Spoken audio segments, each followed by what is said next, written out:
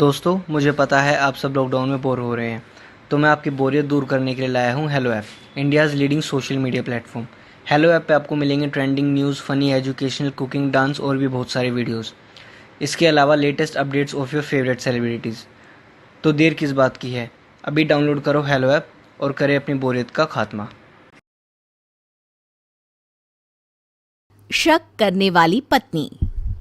लीला बचपन से ही एक शक की लड़की थी, लेकिन जैसे जैसे उसकी उम्र बढ़ी, उसकी शक करने की आदत भी बढ़ती चली गई।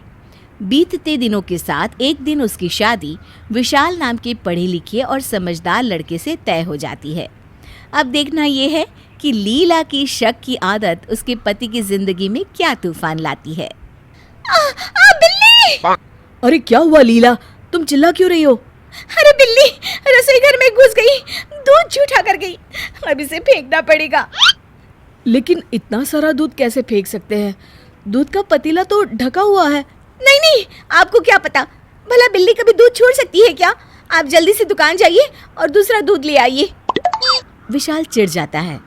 अरे यार, मैं तुम्हारी रोज रोज की इस आदत से तंग आ गया हूँ।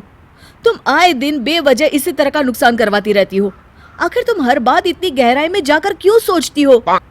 हो गया आपका, अब आप दूध लेने जाएंगी या नहीं? विशाल एक सुलझा हुआ आदमी था, इसलिए वो अपनी पत्नी की शक करने की आदत को नजरअंदाज कर देता था ताकि घर में शांति बनी रहे। लेकिन फिर एक दिन, क्या बात है विशाल, आज आपको ऑफिस से लौटने में इतनी देर क्यों हो गई? अरे कहाँ देर हुई है, अपने रोज के वक्त पर तो आया हूँ। अच्छा, तुम्हें मैं शक्ल से बेवकूफ जान पड़ती हूँ क्या? 6 बजे तुम्हारा ऑफिस बंद हो जाता है और ऑफिस से घर का रास्ता सिर्फ आधे घंटे का है। अरे ये क्या बात हुई भाग्यवान, मैं कार से ऑफिस जाता हूँ, हवाई जहाज से नहीं जो फटाफट उड़ के आ जाऊंगा। अरे रास्ते में ट्रैफिक भी तो रहता है। चलो ठीक है, 15 मिनट और ट्रैफिक में लग गए, फिर भी तुम 7:15 बजे घर पहुंचे हो। बताओ इतनी देर कहाँ थे, किसके साथ थे, कौन थी वो? अरे कितना सवाल जवाब करती हो भाग्यवान। कभी कभी तो मुझे ऐसा लगता है कि ये मेरा घर नहीं, CID का ऑफिस है। देखो, इन बेकार की बातों का कोई फायदा नहीं है। और जरा यहाँ आना। ये क्या, आज तुम इतना महक क्यों रहे हो?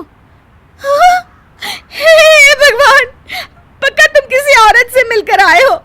तुम मेरे पीठ पीछे दूसरी औरत से चक्कर चला रहे हो। अरे भाग्यवान, मैंने कार में स्प्रे मारा है, ये खुशबू उसी की है। तुम तो कभी हद कर देती हो, चलो हटो। इस तरह अपनी पत्नी की रोज रोज शक करने की आदत से विशाल बहुत परेशान रहता था। एक दिन वो किसी की सलाह पर अपनी पत्नी का इलाज करवाने एक डॉक्टर के पास पहुंच जाता है। अरे भाई, मैं खुद अपनी पत्नी की शक करने की आदत से परेशान हूँ। ऐसा ना कहिए डॉक्टर साहब, कुछ तो दवाई होगी ना इसकी। माफ करना, इस बीमारी का इलाज मेरे पास तो क्या, दुनिया के किसी डॉक्टर के पास नहीं है। अब आप जा सकते हैं भाई साहब। एक दिन लीला कमरे की सफाई कर रही होती है, तभी अलमारी में उसे एक हार मिलता है। ये हार यहाँ कैसे आया? जरूर विशाल अपनी उस बाहर वाली के लिए लाया होगा। अगर मेरे लिए लाया होता तो घर में ही आते ही मुझे दे देता, यहाँ इस तरह छुपा कर नहीं रखता। अब मैं इन्हें ऐसा सबक सिखाऊंगी कि दोबारा ऐसी हरकत करने से पहले 1000 बार सोचेंगे। अगले दिन लीला उस हार को लेकर चोर बाजार चली जाती है। अब मैं इस हार को बेचकर अपने लिए ढेर सारी शॉपिंग करूंगी। लीला एक दुकान पर पहुंचकर दुकानदार को हार दिखाती है।